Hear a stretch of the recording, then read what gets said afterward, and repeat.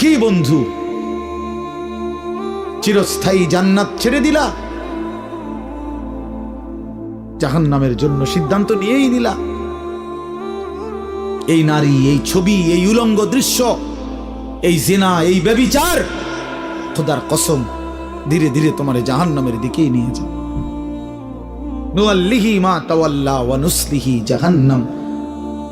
আল্লাহ বলছে, যে বান্দা আমার রাসূলের বিরুদ্ধাচরণ করবে এবং আমার ঈমানদার বান্দারা যে পথে চলে তার উল্টো পথে চলবে, আল্লাহ বলেন আমি তাকে সেই উল্টো পথেই চালাবো এবং একদিন সত্যি সত্যি আমি তারে জাহান্নামে ফেলে দেব।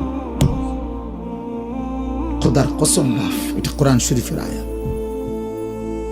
আমি এই মাত্র বলে আসছি, বলছি তোমরা যারা আমার একটা কথা মনে করো বাপ, ছেলেদেরকে তোমাদেরকে বলি, বাবা